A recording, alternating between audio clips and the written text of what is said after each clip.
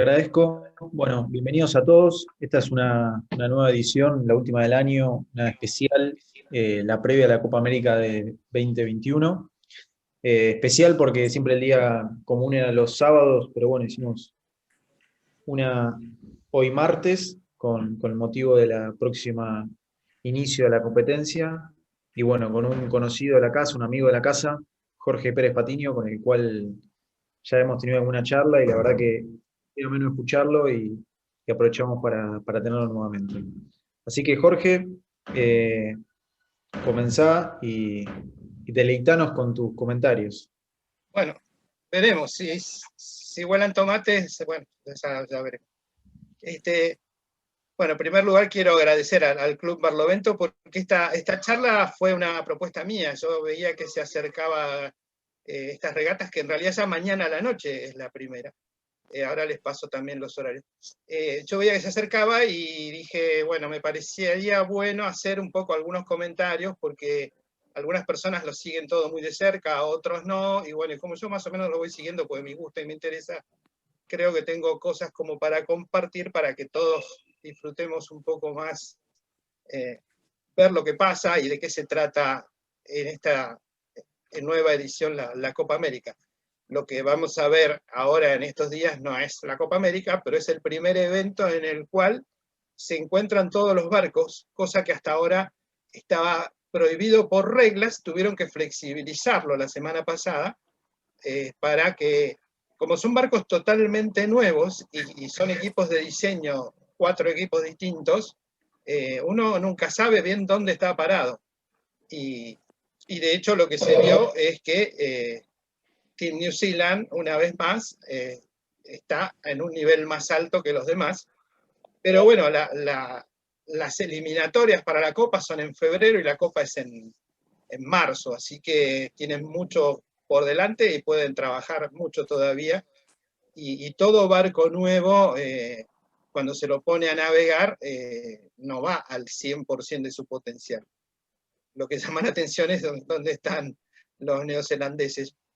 Pero vamos a ver qué sucede.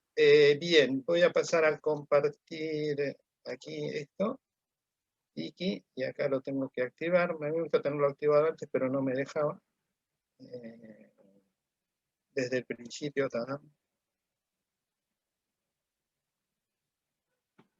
Vamos, ahí estamos. Bueno, entonces la idea de esta charla es comentar un poco lo que se va a empezar a correr mañana a la noche, hora de Argentina, mañana a las 11 y algo de la noche, se empieza a correr lo que se llama era una de las World Series previstas y que la llaman la Christmas Cup también.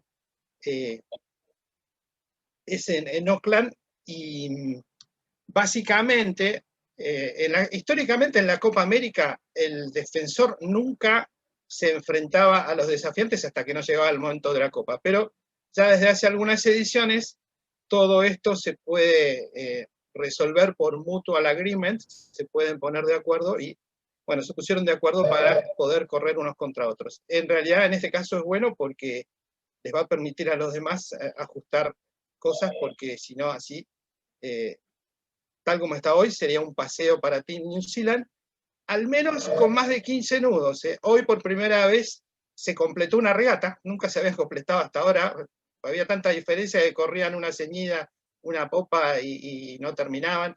Bueno, hoy se completó una regata con poco viento, con 10 nudos por ahí, y la ganaron los americanos, le ganaron al Team New Zealand, y los americanos no estaban siendo los más veloces, así que eso puede ser interesante para el futuro. El pronóstico para los próximos días, que se va a correr de acá al domingo, no es de mucho viento en Nueva Zelanda, así que eso puede dar oportunidad a los otros equipos también.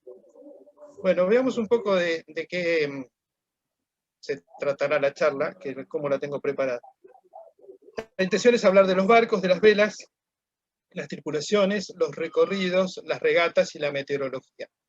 La meteorología concreta de este evento, ¿no? Después va a haber otros eventos en enero, febrero y después en la Copa en marzo. Esto está enfocado a lo que se va a correr ahora de acá al fin de semana. Bien, empecemos a hablar un poco de los barcos. Lo que se corrió la última vez en Bermuda en 2017 fueron los AC-50, unos catamaranes. 50 es más o menos la eslora en pies.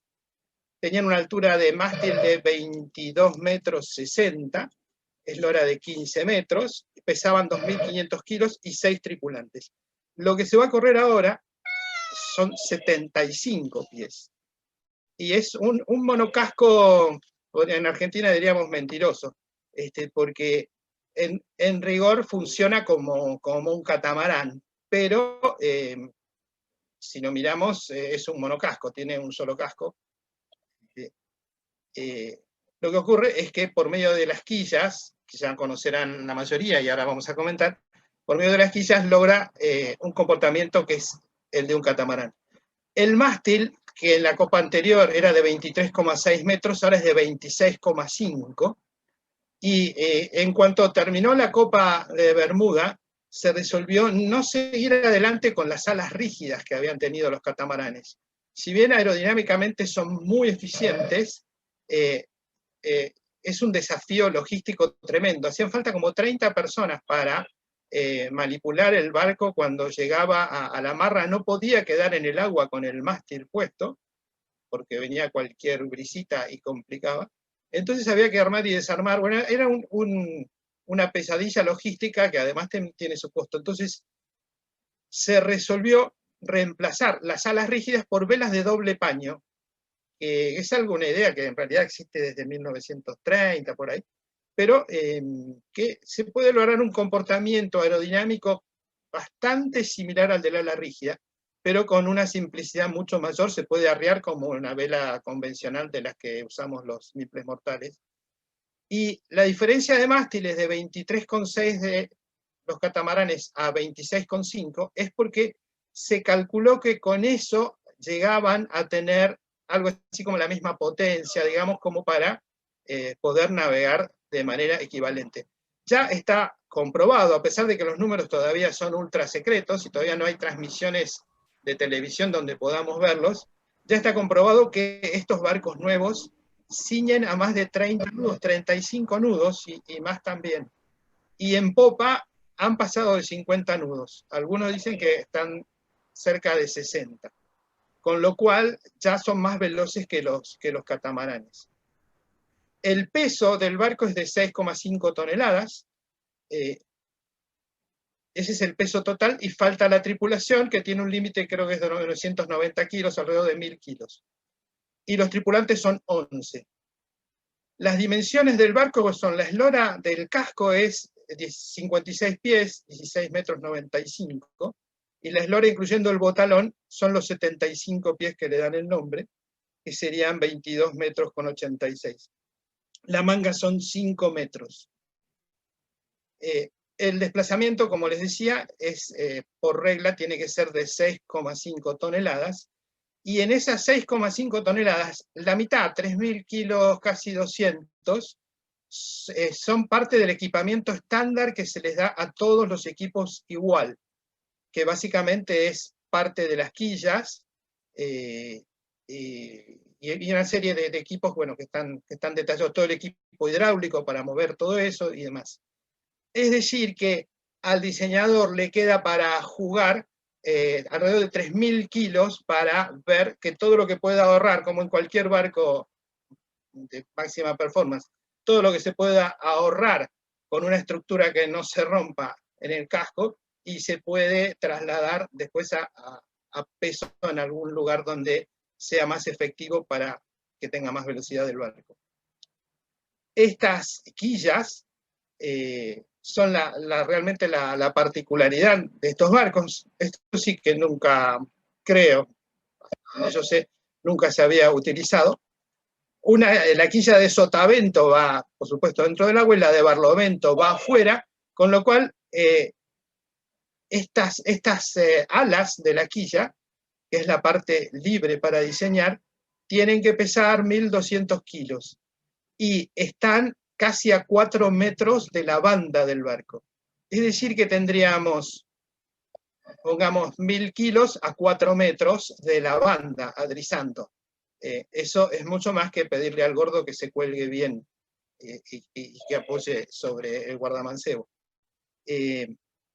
Justamente la filosofía de estos barcos, y que vienen muy de lo que fueron desarrollando los australianos. Los australianos fueron desarrollando esos 14 pies, 12 pies, 16 pies, 18 pies, etcétera, todas esas clases, con trapecios, con 4 o 5 personas al trapecio y con separadores del casco, porque lo escribieron en el libro, se dieron cuenta de que la clave para navegar rápido es tener mucho momento adrizante.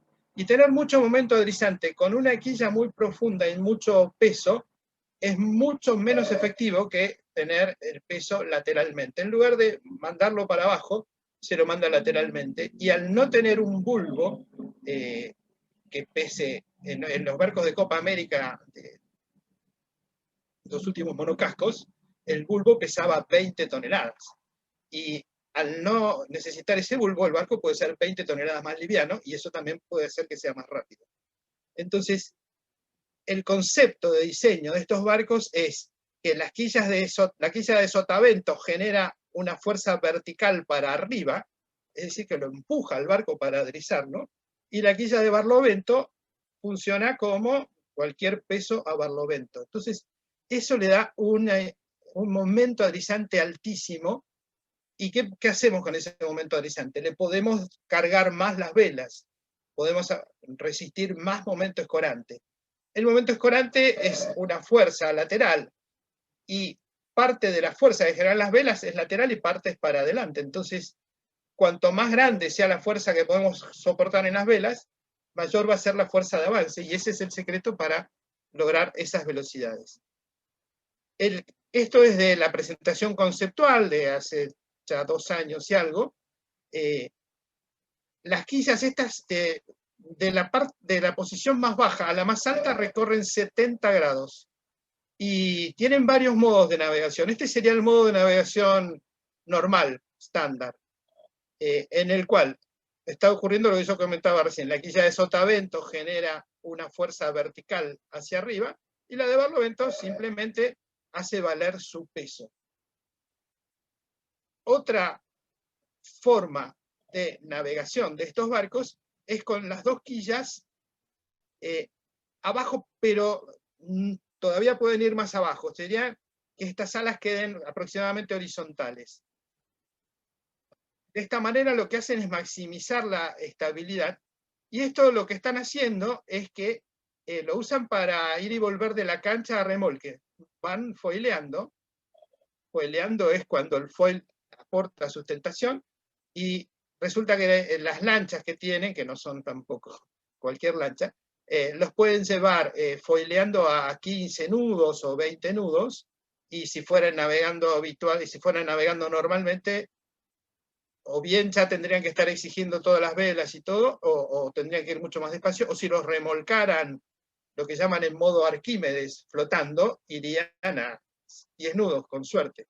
Entonces, las quillas puestas en esta posición, que es intermedia, no es la posición más baja posible, las 2 quillas están generando sustentación, y eso permite que el barco se lo pueda, por ejemplo, remolcar sin velas, obviamente.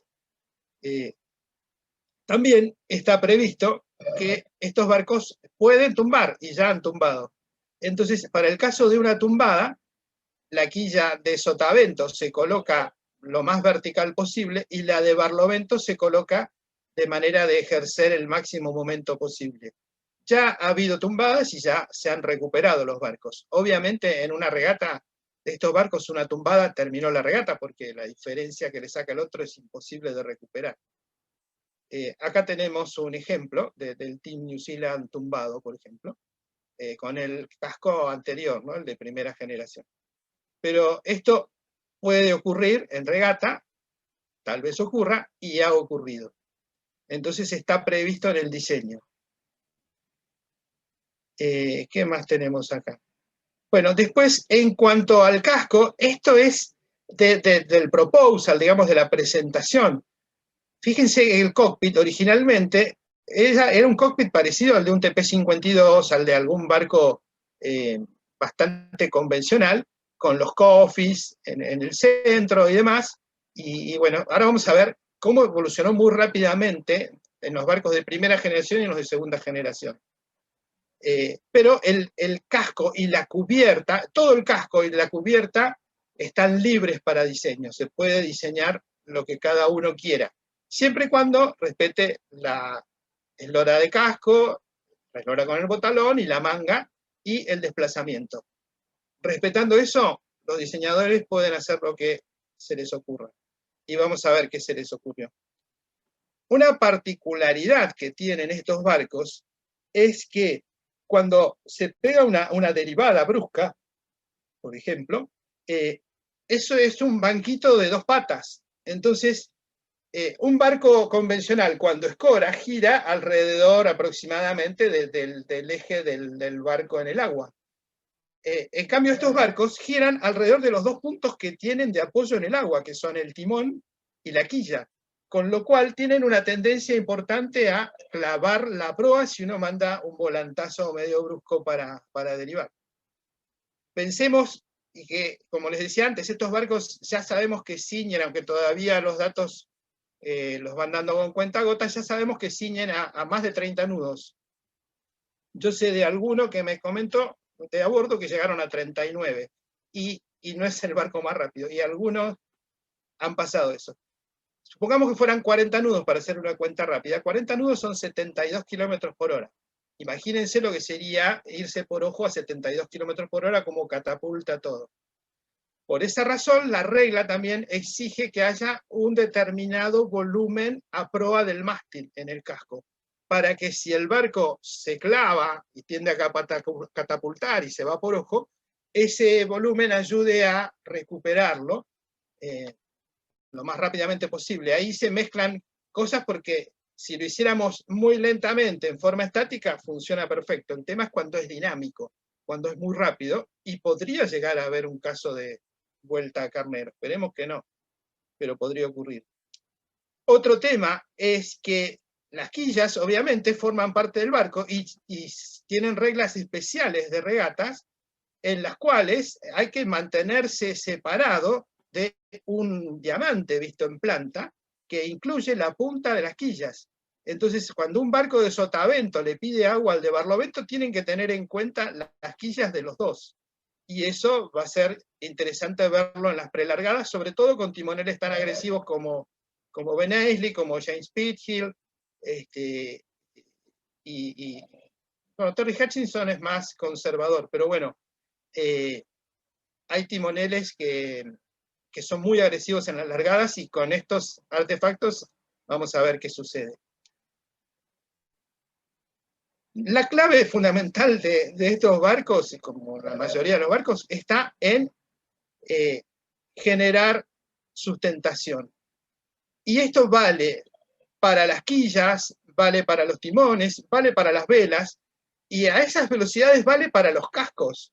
Los cascos, como habrán visto, y como vamos a ver ahora en algunas de las imágenes, también tienen una forma de perfil, tienen un fondo relativamente plano, mucho menos ahora en la segunda generación, pero la cubierta tiene más curvatura, porque el mismo casco también se comporta como un ala y genera una cierta sustentación. Eso, cuando estamos navegando a 6 nudos, esa fuerza es insignificante, pero si estamos navegando a 40 o 50, como estos barcos, ya esa fuerza empieza a tener un valor importante. Repito, 40 nudos son 72 kilómetros por hora. Es como que se te rompa el parabrisas a 70 kilómetros por hora en alguna calle importante. Obviamente para un auto no es una velocidad muy alta, pero para estar sin parabrisas sí. Como para que tengamos un poco noción de qué velocidades se manejan estos barcos. Además, 40 nudos es la velocidad del barco, pero el viento aparente es más. Los vientos aparentes pueden llegar a 60 nudos y a más también. Así que, obviamente, van todos con casco y antiparras, como los aviones de la Primera Guerra Mundial. Bien, Algo que cambió respecto de las versiones anteriores de la Copa fue que esta vez sí se permitió que las quillas tengan alerones. En las copas anteriores las reglas estaban escritas y podía haber solamente 4 superficies móviles, que eran los timones y las quillas, pero si hubiera alerones serían otras 2 superficies, entonces la regla fue escrita así para evitar. El truco que inventaron los kiwis y que se los aceptó la organización en los catamaranes, en las ediciones anteriores, fue que como la regla no decía nada de poder inclinar la orza para proa y para popa, darle rake, entonces lo que hicieron fue inventar todo un sistema para mover la orza, y de esa manera lo que hacían era emular un alerón. Como ya las reglas estaban escritas y eso fue entrar un poco por la ventana y todos los equipos obviamente lo siguieron, se aceptó así. Pero ahora que se escribieron las reglas de nuevo, dijeron, bueno, está bien, quieren volar, vamos a dejar que vuelen, entonces lo mejor es que tengan alerones. Estos alerones están a cargo de un tripulante que es el flight controller, el controlador de vuelo, como en un avión. Y prácticamente es el tripulante más importante, porque a esas velocidades, un error en la operación de esto y el barco puede tener una tumbada o una clavada catastrófica. Entonces, mucha de la tarea fundamental va a estar en el manejo de los alerones. Obviamente, los aviones tienen esto hace más de 100 años, en los aviones todo esto está automatizado y existen sistemas de realimentación que van censando en qué ángulo está el alerón y qué fuerza está generando, entonces directamente con servosistemas eso se puede automatizar y una computadora puede manejarlo. No se quiso llegar a ese grado de automatización en los barcos, entonces el control de los alerones es manual hidráulico, es decir, ahora vamos a ver, el alerón se mueve por medio de un sistema hidráulico, pero el control es manual, no puede ser automático.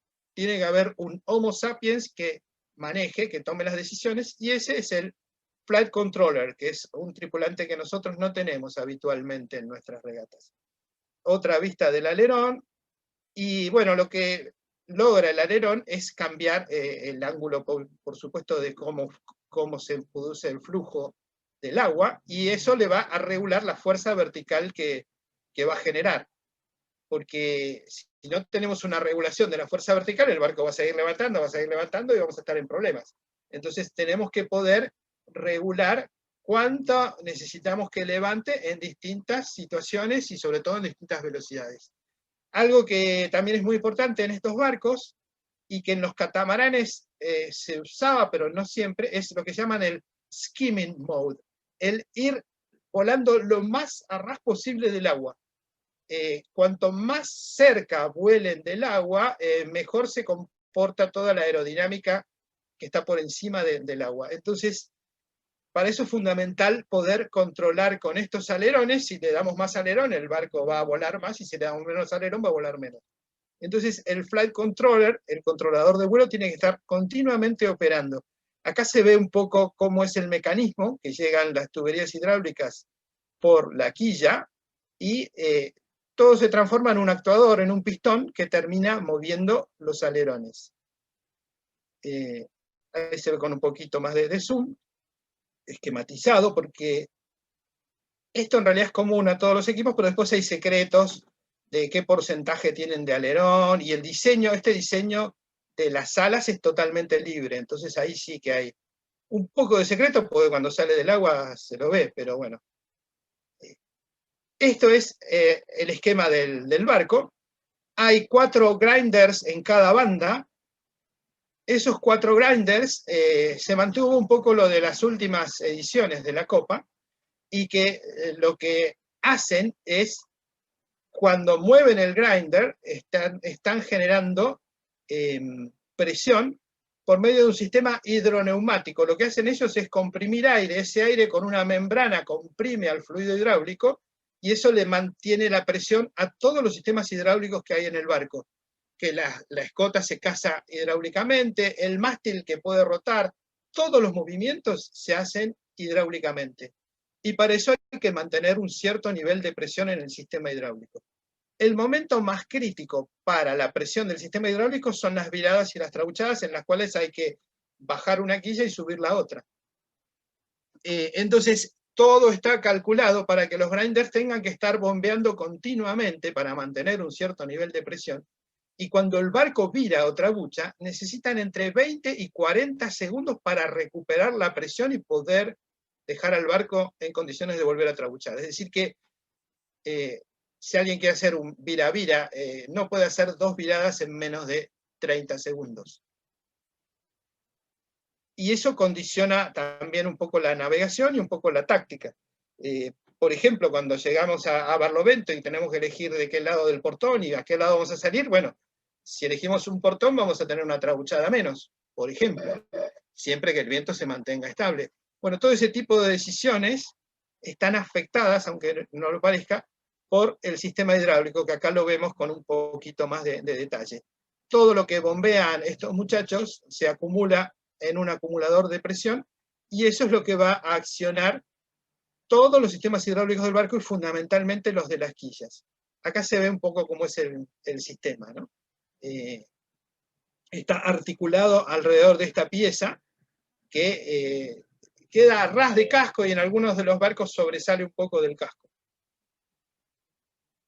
Ahí se ve justamente cómo sería una quilla en posición izada, con los pistones retraídos, y la otra quilla en posición baja, con los pistones empujando al máximo.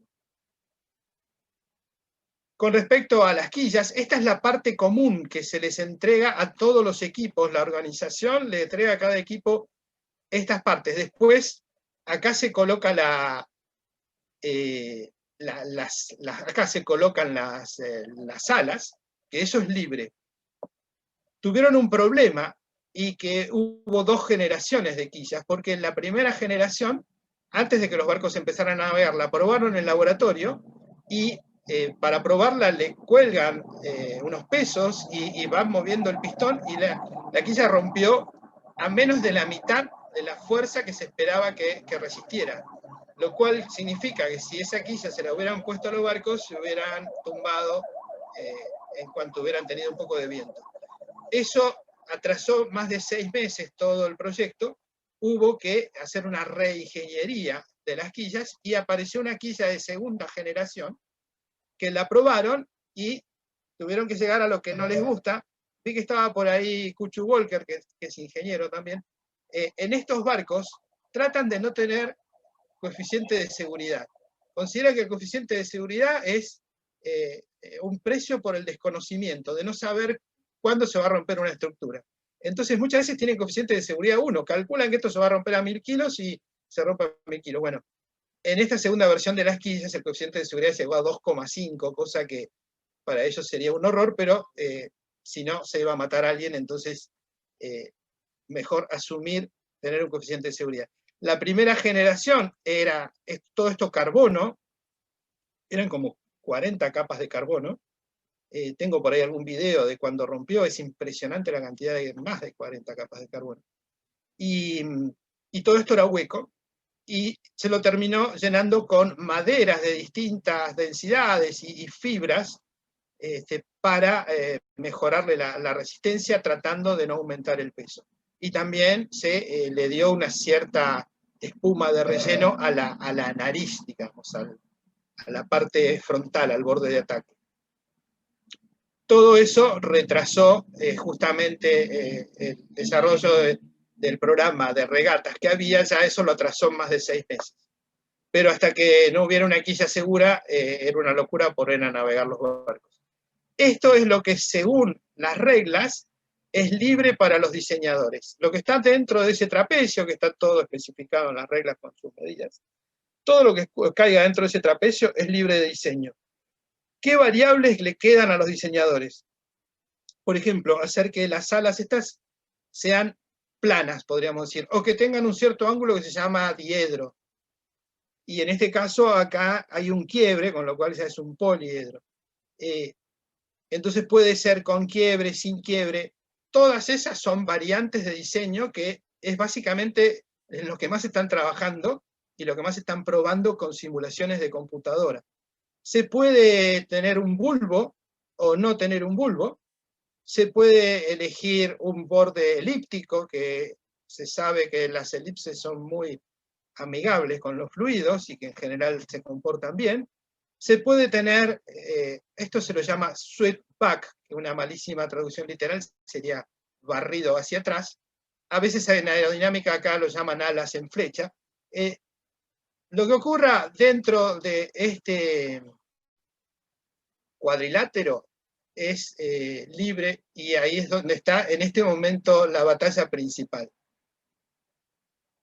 También se estudió, por supuesto, la aerodinámica de los tripulantes. Insisto, a 40 nudos o 60 nudos de viento aparente en cubierta, todo esto genera una resistencia que es un valor importante. Por esa razón, esto es un esquema de los barcos de primera generación. Los de segunda generación habrán visto y van a ver, sino que tienen acá como una especie de chichón que sirve para disminuir el windage, disminuir la resistencia aerodinámica de los tripulantes. Y ahora vamos a ver en fotos cómo evolucionaron los cockpits de la primera generación a la segunda. Estos son algunas muestras de estudios que se hacen.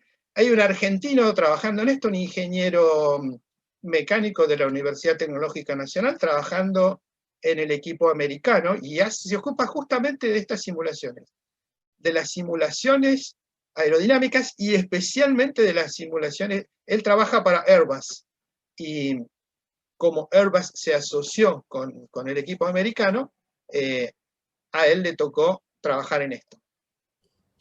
Jorge, Sí. dos preguntitas con respecto a los timones. Sí. El sistema de los timones, me hacen una pregunta acá en el chat, ¿es hidráulico? Y después, si podés comentar algo con respecto a los foil de los timones. Sí, los foils de los timones no tienen flap, pero se puede mover como rake, y entiendo que sí, eso tiene que ser hidráulico, no hay otra manera. Pero debe ser como en la copa anterior, que lo que pasa es que en la copa anterior uno le tenía que fijar el rake al salir de puerto. Tenía 2 o 3 posiciones y tenía que jugarse y decir, bueno, hoy va a haber 12 nudos con poca ola, le pongo tanto. Era como que tenía 3 posiciones fijas. Ahora creo yo que es variable. La verdad que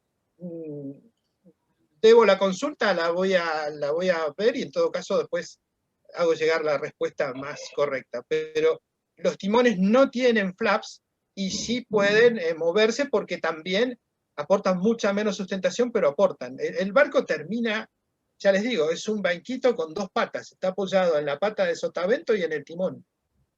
Y a diferencia de los catamaranes, no hay 2 timones, hay un solo timón central. Los catamaranes tenían 2 timones. En los catamaranes se podía hacer algo interesante, que era hacer rake para un lado en un timón y para un lado en otro, pero en realidad era teórico, porque no se podía hacer en regata. Y de esa manera lo que se podía hacer era que el timón de sotavento empujara para arriba y el de barlovento tirara para abajo, pero en realidad en regata no se podía hacer eso. Acá hay un solo timón y hay un solo foil sumergido. No sé si con eso más o menos respondo. Sí, creo que sí, si no... Igual después puedo ampliar. La verdad que la parte de timones, estuve viendo tantos temas que la parte de timones no le dediqué mucho. Bueno, acá tenemos cómo fueron evolucionando los cockpits. Lo primero que apareció fue esta especie, esto lo llaman un pod central, y que lo que busca es sellar la mayor para que no haya fuga de presión de la cara de barlovento a la cara de sotavento. Eso yo hago simulaciones para North Sails y lo vemos. Yo lo llamo los demonios de Tasmania, que se fugan por acá abajo. Bueno, esto se llama deck sealing, sellar contra cubierta, que se hace siempre en las velas de proa. Pero acá quisieron hacerlo también con las mayores, para tener todavía más presión, más potencia en la vela. Entonces, lo que era un cockpit que habíamos visto de una especie de TP52, ya fue mutando a tener esta parte central.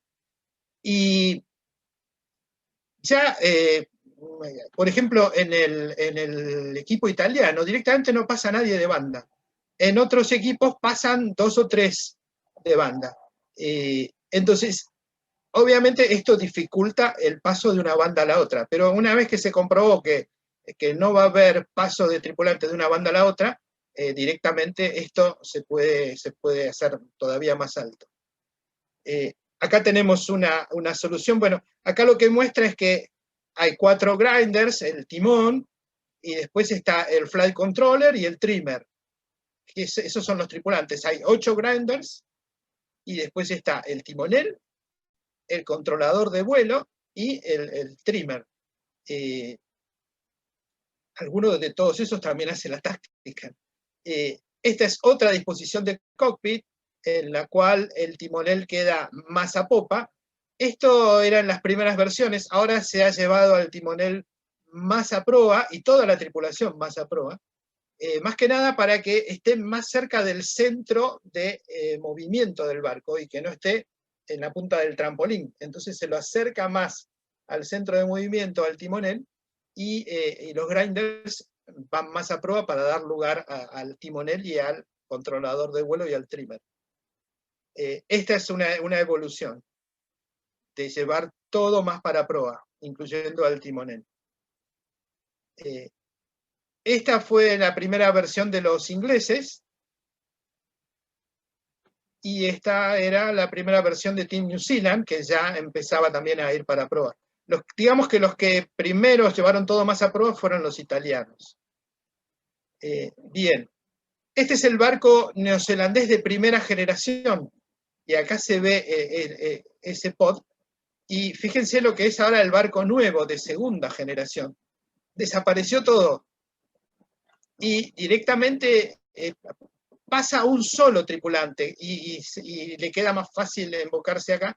Pero además fíjense cómo están protegidos los tripulantes, un poco por el tema del windage, de la resistencia aerodinámica, y otro poco porque estamos hablando de ir a 70 km/h y que haya volantazos. Entonces es importante que la tripulación esté lo más contenida posible. Esta es la evolución del barco neozelandés de la primera generación a la segunda. Fíjense, esto también, pod, chichón, joroba, que fue una idea de Prada, y tuvo mucho que ver ahí un arquitecto naval argentino que trabaja en Prada, el hermano de Lucas Suárez. Él tuvo que hacer bastante fuerza y pelear dentro del equipo para que le aceptaran la idea, y después esa idea la terminaron adoptando todos porque se dieron cuenta de que realmente funcionaba.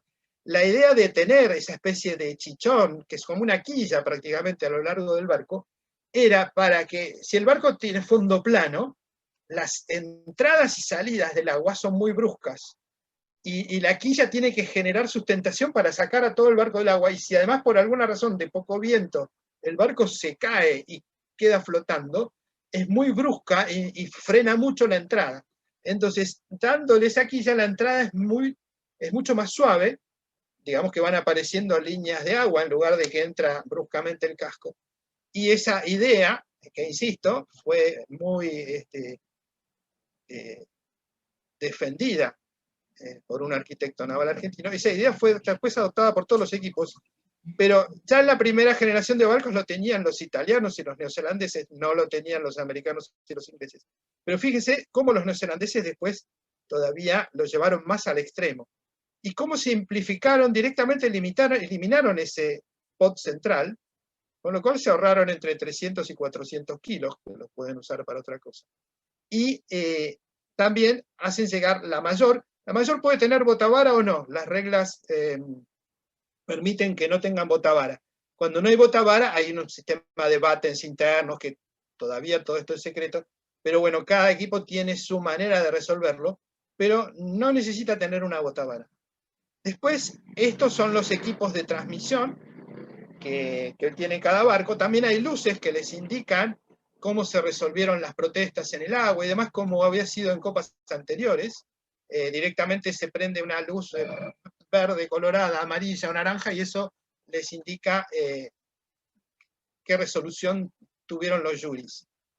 No sé cómo será porque todavía no he visto nada oficial publicado, pero en las copas anteriores los juries tenían unas pantallas de 90 pulgadas en tierra y recibían de los juries en el agua con GPS diferencial. El GPS diferencial permite medir diferencias de centímetros, entonces podían saber perfectamente cómo había pasado un barco respecto a otro. Veían toda una pantalla como si fuera el VAR, y resolvían y le transmitían al jury en el agua.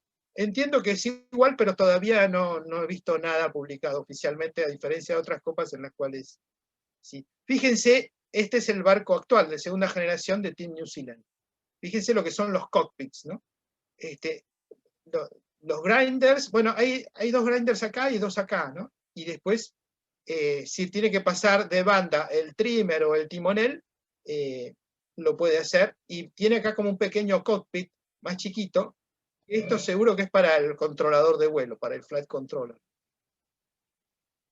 El barco neozelandés nuevo de segunda generación.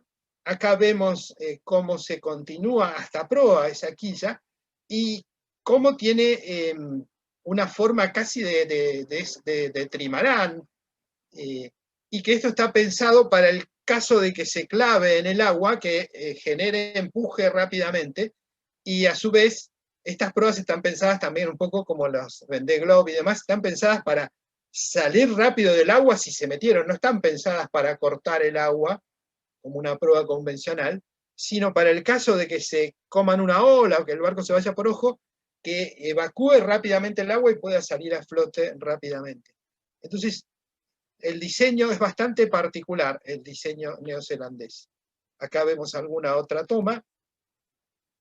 Y algo interesante es que muchos preguntábamos, ¿para qué quieren esas quillas? Porque también cuando el barco está flotando, eso le produce una gran estabilidad de rumbo, que era algo buscado en barcos viejos de crucero, en doble proas y demás.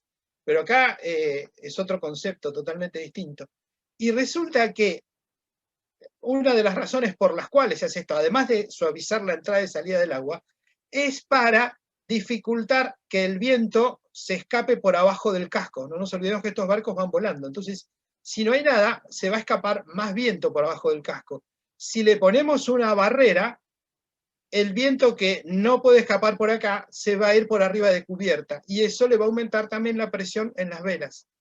Y para evitar estos remolinos, todo remolino, esto ya es una clase de la facultad, cuando generamos un remolino, la energía que hay en el remolino no se la puede recuperar. En otras cosas, la energía es reversible, en un remolino no. Entonces, cualquier cosa que haga remolino es una pérdida. Entonces, para que no aparezcan esos remolinos, bueno, ven esos bordes tan redondeados de cubiertas y demás. Pero es interesante este tema de bloquear al aire debajo del casco y tratar de volar lo más bajo posible sobre el agua, para lograr también aumentar la presión en las velas. Bueno, con respecto a las velas, les comentaba que son de doble paño, para lo cual tienen un mástil con 2 relingas. Esto yo ya lo había comentado en alguna charla anterior y por ahí algunos ya lo conocen.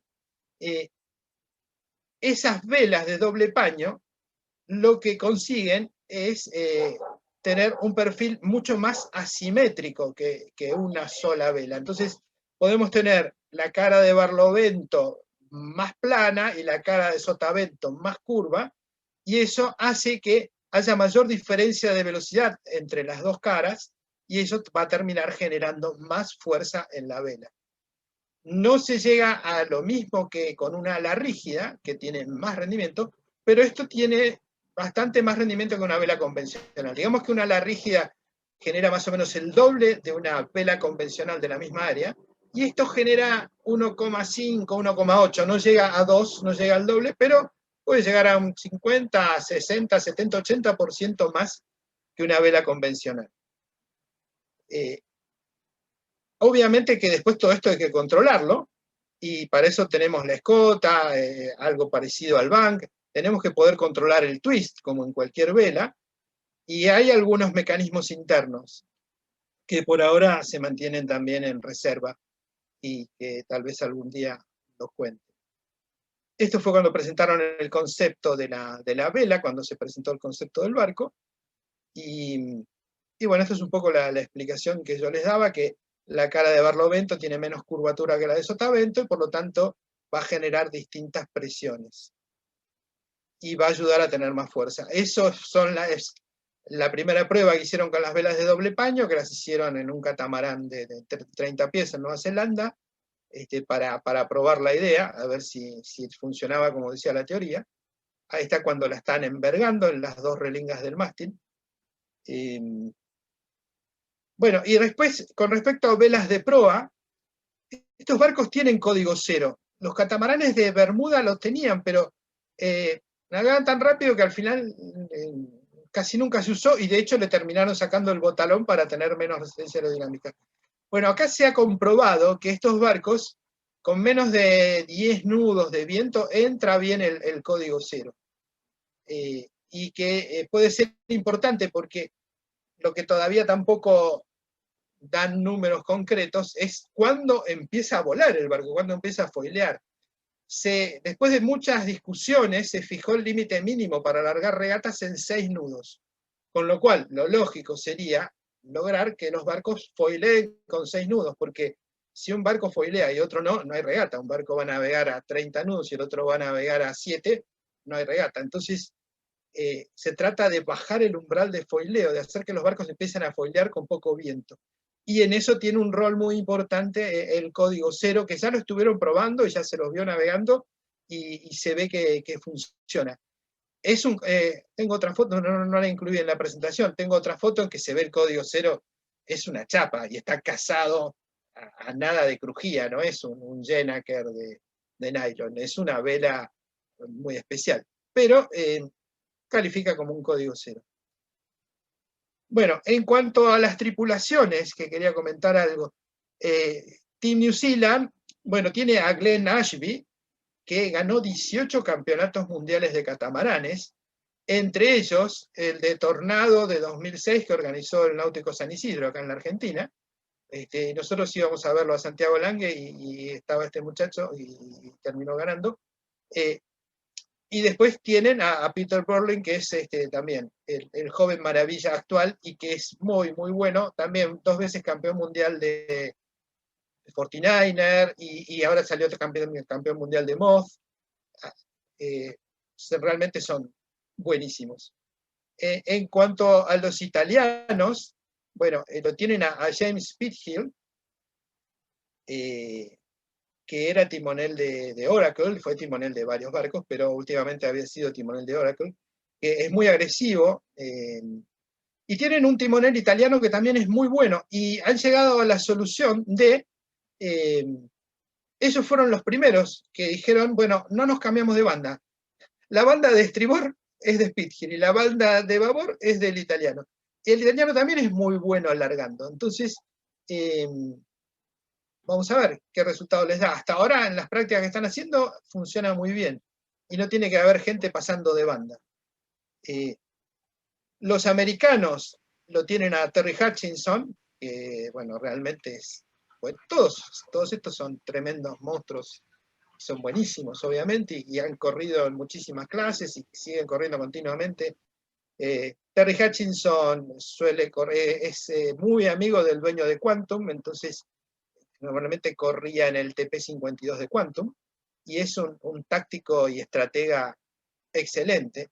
Uno veía que el barco por ahí en un campeonato de 6 regatas ganaba una regata, y después salía tercero, cuarto, segundo, y terminaba ganando el campeonato por 10 puntos, porque él decía, bueno, si no la puedo ganar, igual voy a salir bien, entonces no nos vamos a meter allá, que hay 3 barcos, bueno, vamos por acá, y iba sumando porotitos de un lado y de otro, y ganó montones de campeonatos. ¿Cuál es el problema real? Parece que alguien tiene alguna diferencia. Después tenemos a Dean Barker, que también es timonel de Copa América, ya está como la 4ª o 5ª edición que corre, es neozelandés, y son los personajes fundamentales del equipo americano. Al equipo americano le pusieron de nombre American Magic, porque quisieron hacer un homenaje a American por la goleta América, que fue la que ganó por primera vez esta copa y le dio el nombre, y Magic porque fue el barco americano que la ganó la primera vez que se defendió, en 1870. Entonces, hicieron en el nombre hacer un homenaje y juntar un poco la energía de la goleta América con el Magic. Vamos a ver. Hoy por lo pronto le ganaban a Team New Zealand, así que no está mal. Y después, bueno, los ingleses tienen también a Sir Ben Aisley, que es el ganador de medallas olímpicas de oro, que más medallas olímpicas de oro ha ganado en la historia de la vela. Y después lo tienen al que le viene siguiendo atrás, ¿no? que corrían los dos en fin, y él ya lo venía desplazando. Jill Scott, no me salía el nombre, tiene 30 años, es más joven que Ben Aisley, pero bueno, los dos corren juntos, y Ben Aisley, además de ser muy, muy bueno timonando, organizando, es muy agresivo, así que vamos a ver qué ocurre cuando se encuentren en las largadas. Las largadas de estos barcos, tenemos que pensar, bueno, ahora hablo del recorrido, justamente, las largadas de estos barcos van a ser con largadas convencionales, con viento de proa. No va a ser entrar a un box de través como eran las copas de los catamaranes, porque los catamaranes esperando por el viento no es muy fácil que arranquen, aunque de hecho pasaba. Pero bueno, acá las largadas van a ser como las largadas que conocemos todos, y entonces es crucial estar foileando antes de la largada, porque si un barco está flotando y el otro está foileando, se acabó la regata. Entonces, habrá que ver cómo se las ingenian, que ya es lo que están practicando, estuvieron practicando la semana pasada y siguieron practicando esta semana, cómo son las largadas, con las quillas y todo el tema de estar volando en el momento del top. Además, cómo hacer el time and distance, cómo llegar a la línea en el momento del top.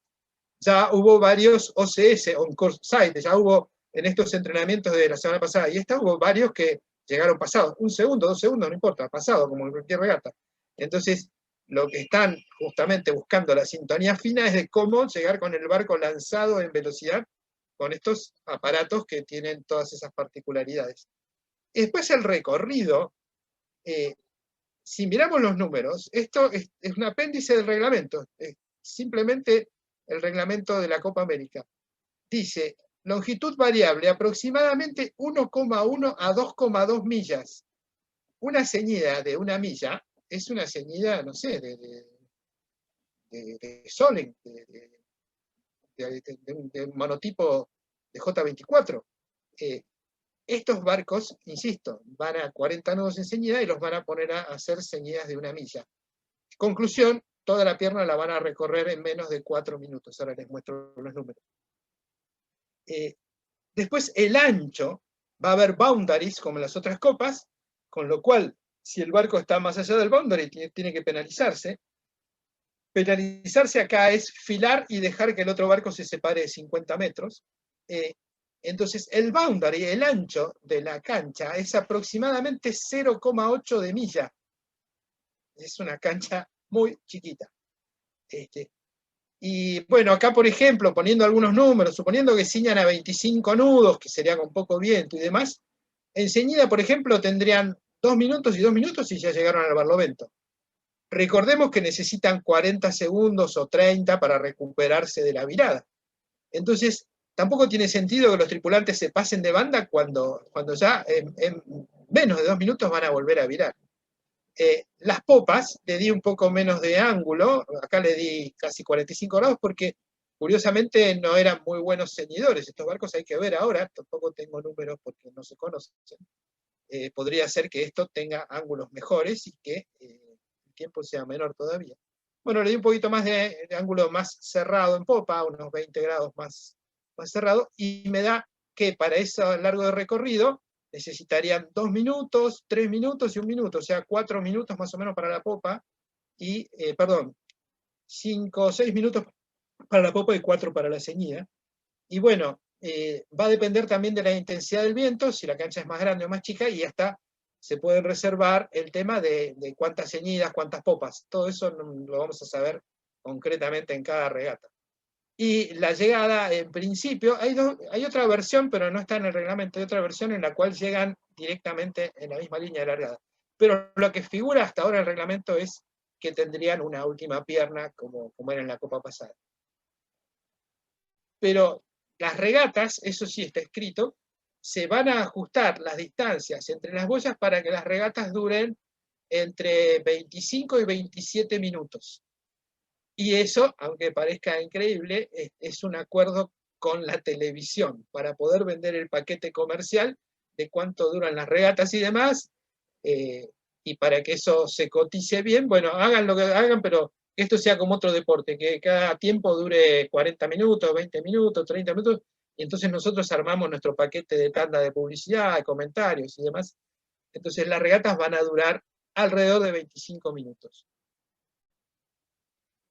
Como en cualquier regata, pero mucho más en estos barcos, es absolutamente crucial ver cuánto cae la velocidad en las viradas y cuánto tiempo necesitamos para volver a la velocidad a la que veníamos, el time to target speed. Todo esto se estudia por medio de telemetría, de equipos. Todos los barcos están cubiertos de sensores. No sé si todos los sensores se pueden usar en regata oficial, pero en este momento sí tienen más de 100, 200 sensores cada barco.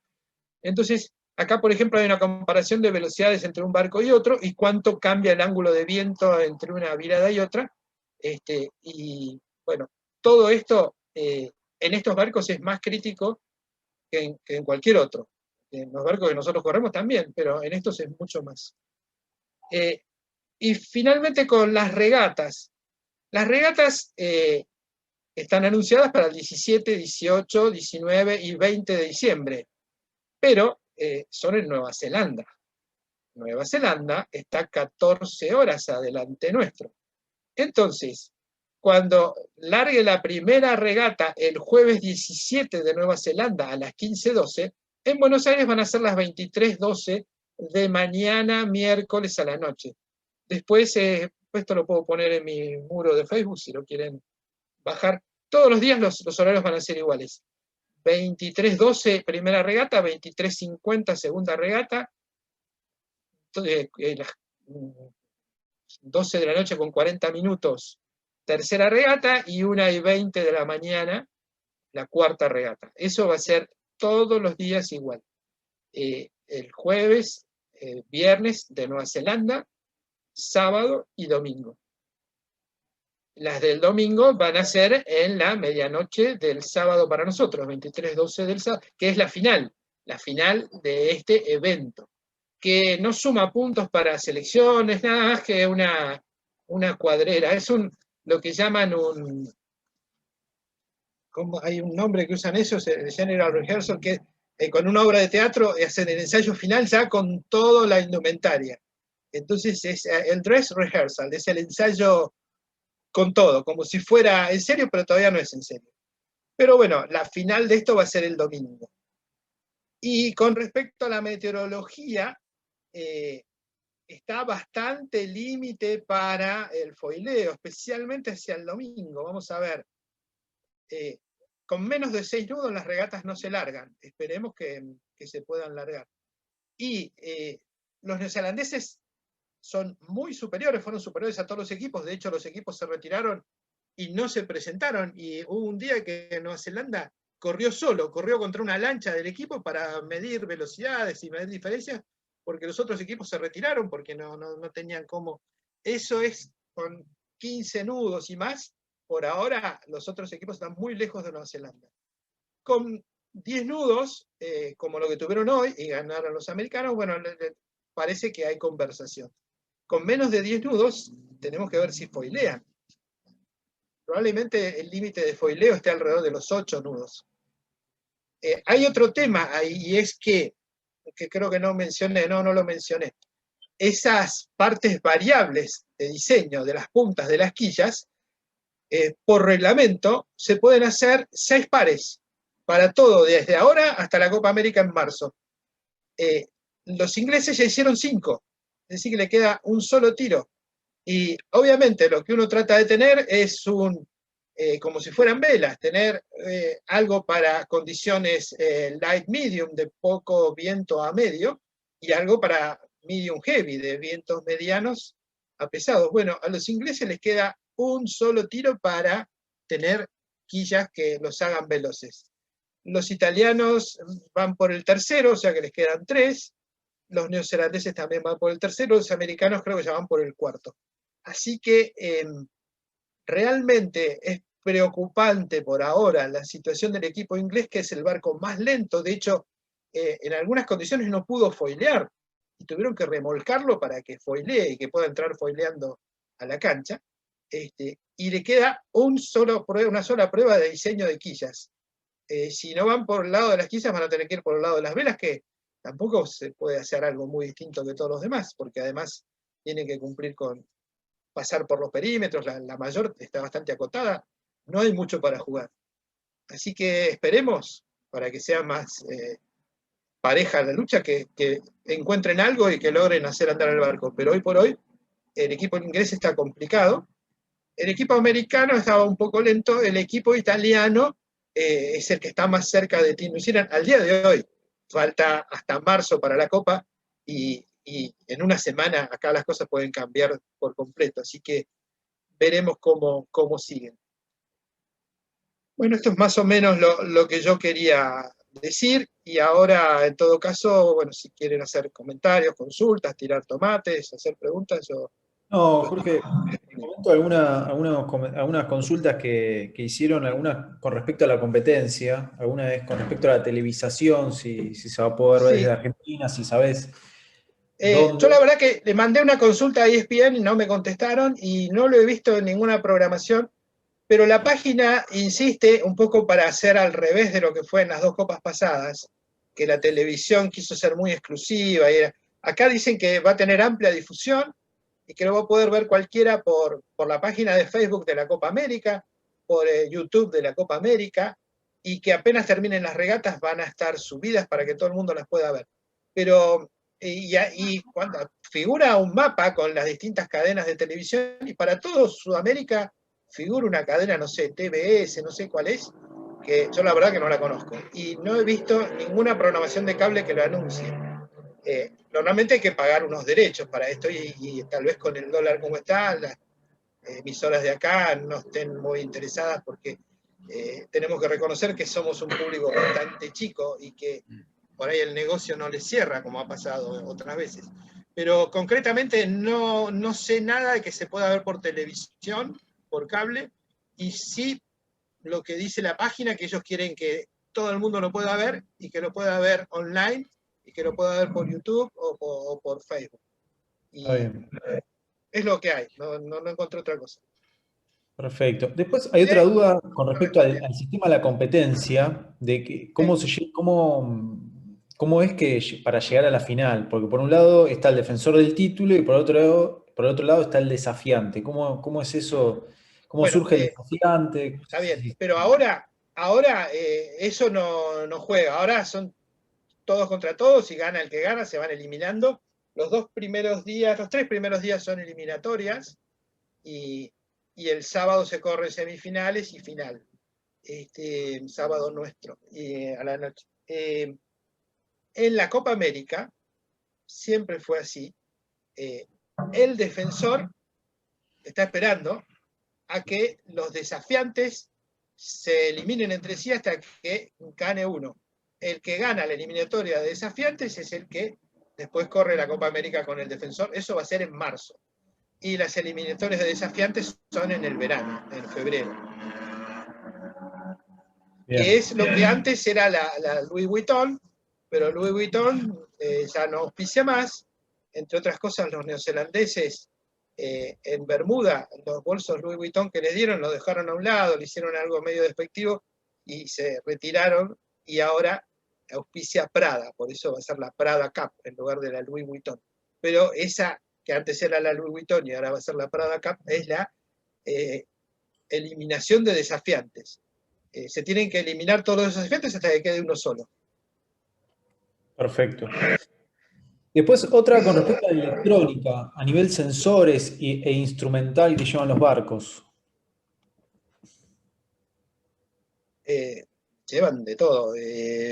No han mostrado mucho esta vez. Otros años muestran más y uno puede tener imágenes y demás, pero algo que no está permitido esta vez y que sí tuvieron en Bermuda, por ejemplo, era algo parecido a un nivel de burbuja, y que lo que tenía el que controlaba la orza, que es un poco el equivalente al flight controller, era, los neozelandeses lo tenían, los otros no, era tratar de seguir a una burbujita, una pelotita. Entonces, cuando él movía en la tablet y seguía a eso, se estaba moviendo la orza y eso estaba manteniendo al barco.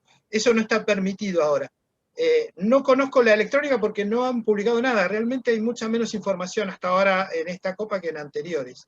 Pero por supuesto que tienen todo lo básico, velocidades, BMG, tiempos, todo lo habitual lo tienen, no hay ninguna duda. Pero no tengo ninguna captura concreta de nada porque no han mostrado todavía. Claro. Y con respecto a diseñadores o gente que esté trabajando, que es argentina o alguien, pero no sé si Juan K. también está trabajando en algún diseño para No, esto o algo que... en esta edición no está.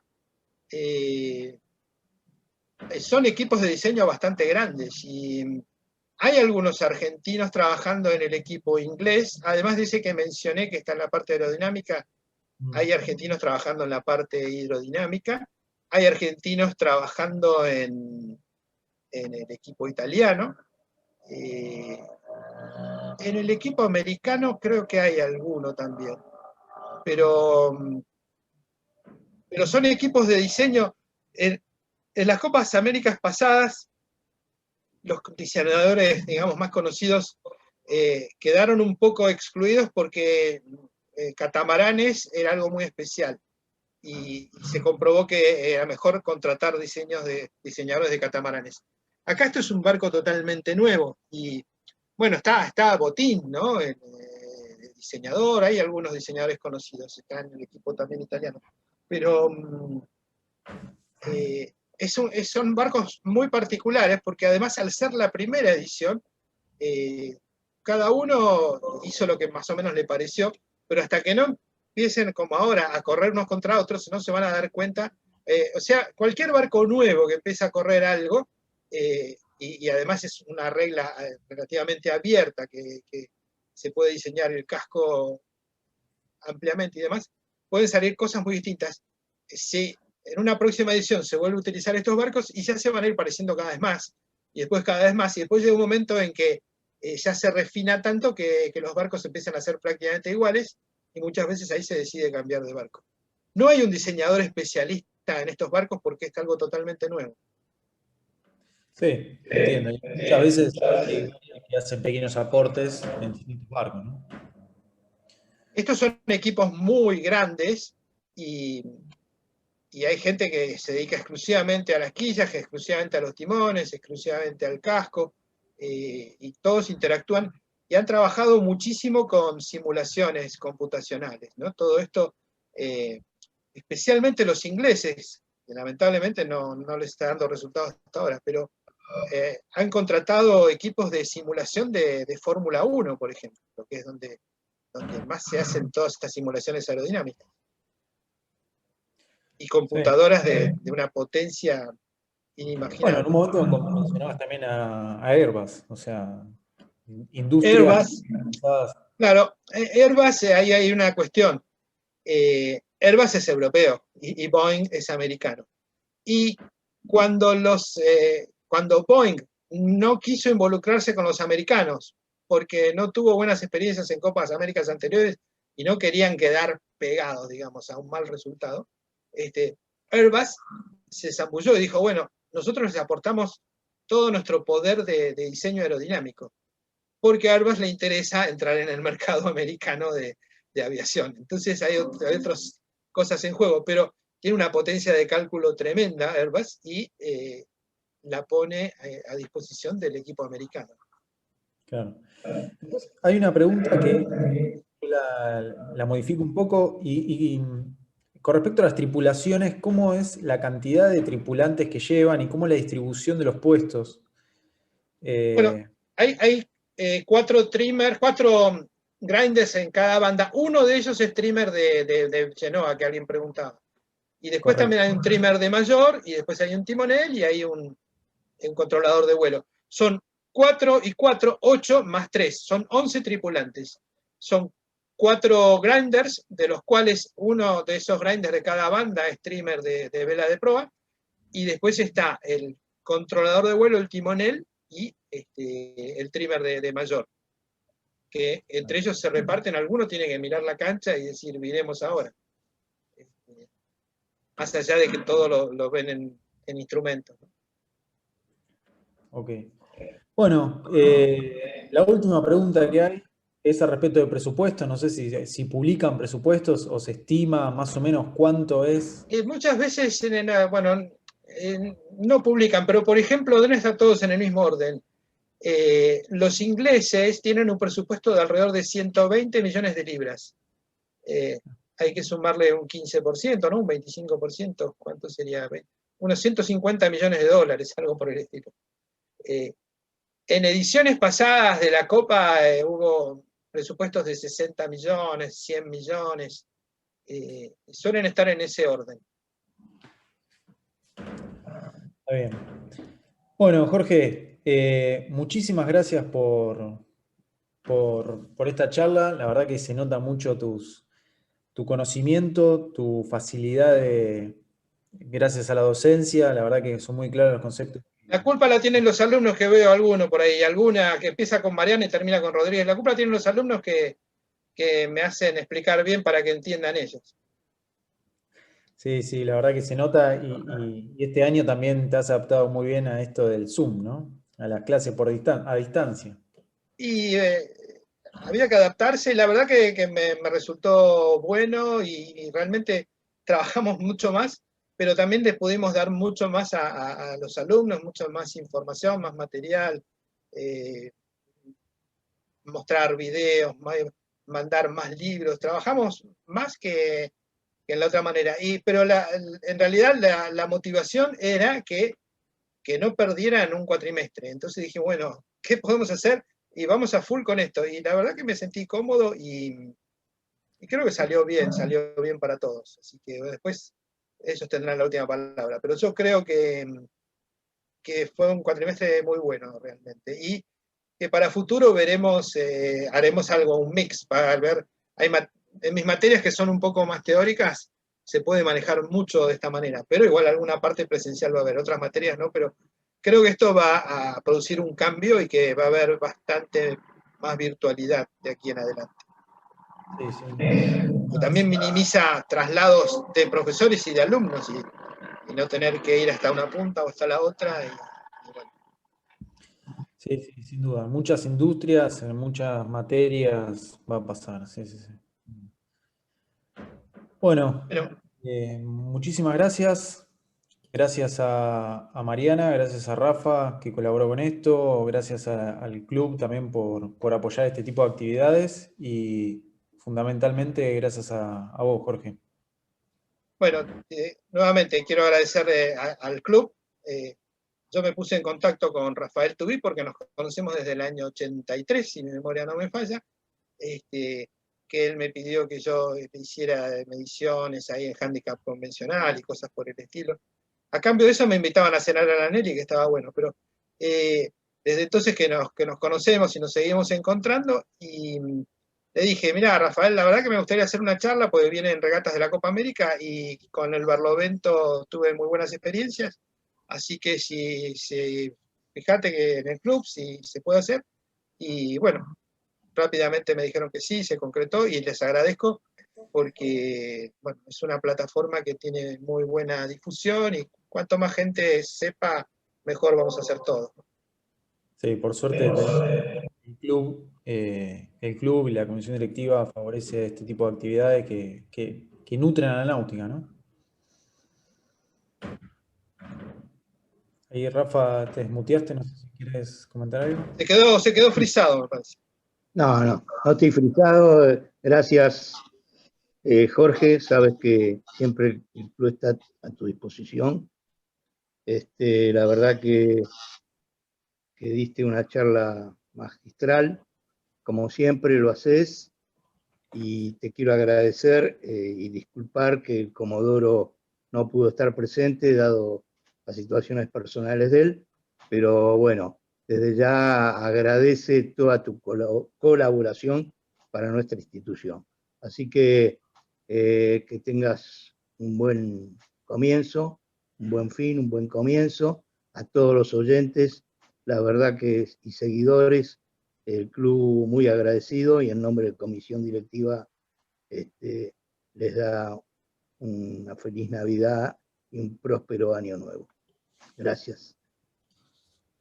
Bueno, nuevamente gracias al Club Barlovento y a todos los que tuvieron la paciencia de escuchar. Muchas gracias a todos y feliz Navidad a todos los navegantes que a partir del año que viene me parece que vamos a navegar con casco. Te quiero ver foilear, Vicky. En solitario. Excelente como siempre, Jorge. Abrazo para todos y muchísimas gracias. Muchas gracias, Matías. Muchas gracias y un abrazo a todos. Gracias, buenas noches. Hasta luego, muchas gracias. Chao, buenas noches.